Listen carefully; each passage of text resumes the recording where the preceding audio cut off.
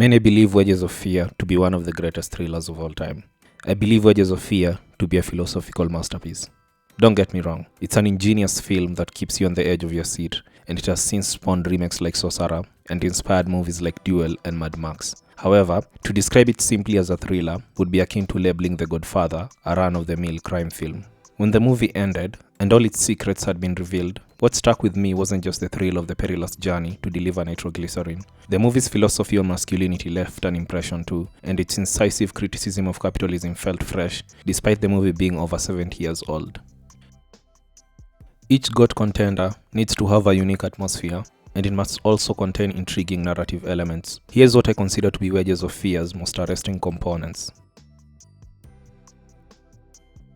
20 minutes of experiencing this godforsaken town was enough for me to start packing my bags. I don't think I've seen a location that felt this oppressive outside of Gotham. Even Los Angeles in the Blade Runner movies has a charm to it. We spent close to an hour in this town, and every single one of its minutes is torturous. We get our escape when an oil field 300 miles away catches fire.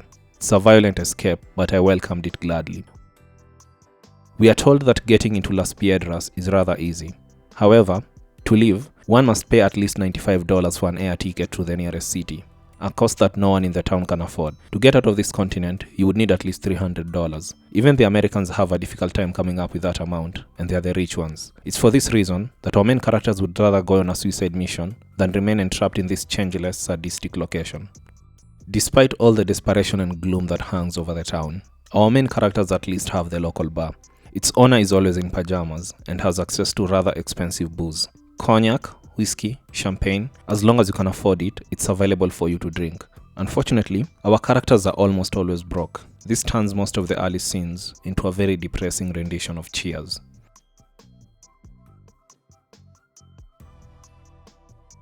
We have on screen perhaps the most anti-romantic character in the history of film, and he's French. How about that? Estarás contenta. Me puedes pegar si quieres. La verdad.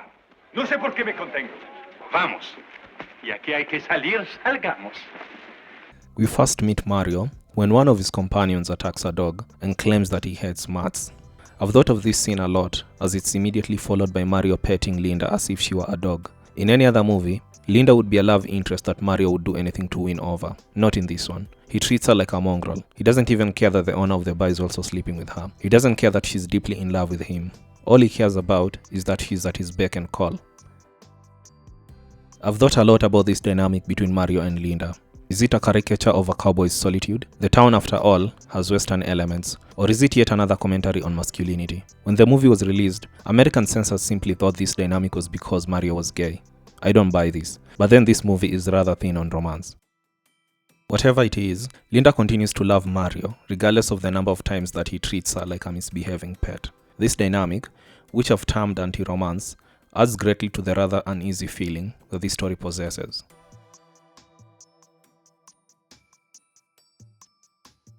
What does it mean to be a man? We get 4 different answers from our 4 main characters.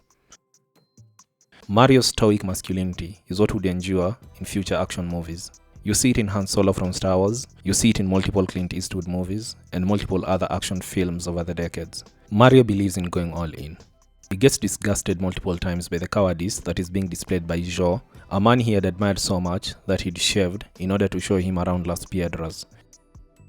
During the drive to the oil field, we can clearly see how Mario believes a man should behave. Even when faced with death, there should be no tears, no expression of fear, no admission of faults. He practices this philosophy on Georges by verbally and physically abusing him. Georges is different. When he shows up, we expect him to be a macho, Godfather-like character.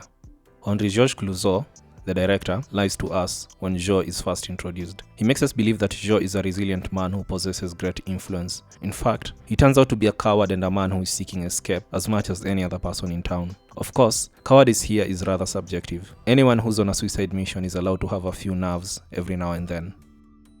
Luigi is a hardworking man who is being killed by his work. There is cement dust in his lungs. He has the more mainstream masculine dream. He wants to go back to Italy, buy a nice house, and get married to a beautiful woman. He's a straightforward man with straightforward ambitions. Bimba is intriguing. He's the only one here who would outrightly challenge Mario's notions of masculinity. He survived Nazi imprisonment and was there to witness his father's death. He's also the only one who is doing the drive only for money and not for escape. He doesn't want to leave this town. He believes that any other town, in any other country, would just be the same. He might as well suffer in this one. His is a philosophy I like. So what do we learn? We learn that it doesn't matter what school of masculinity one subscribes to. We learn that there is something that trumps all of this philosophizing. Something that will bring our main characters to their knees. Why are these characters here, in this remote town somewhere in South America? Money, of course. Some came here because they were promised opportunities. Others came here to escape their mysterious and criminal pasts. Most were given very cheap tickets to attract them here. As soon as they arrive, they all realize that there is no way out. We find out that it isn't just the French, Germans and Italians that are stuck here. Even unemployed Americans are going through the same fate. Southern Oil Company, or SOC, is an American company that's here for oil. In this movie, SOC is the antagonist. Without SOC, we don't have our story, and we don't have the many deaths that happen on and off screen. The locals even hold a public gathering, discussing how the Americans never die, only the locals who are being used for labor in the oil fields. When the movie comes to an end, this statement remains true. SOC suffers nothing. SOC keeps pumping its crude oil. SOC remains untouched. Our main characters aren't as lucky. Is this movie anti-capitalist? 100%. You might be thinking, this is 1953. This is the start of the Cold War. Surely America would not stand for this besmirching of its national philosophy. And you'd be right. When it was first released in the US, Wages of Fear was edited to get rid of scenes that were considered anti-American. The movie couldn't be banned outright though. It was too good, too thrilling, too immersive to be stuck in censorship purgatory. Hitchcock must have been angry at himself for not coming up with this idea. It's a perfect implementation of his commentary on surprise versus suspense. We know that even a single mistake will cost the lives of our main characters. Going too fast, going too slow, hitting a bump, falling off a cliff, anything that disturbs the explosive cargo being hauled by our main characters could mean the end of their lives.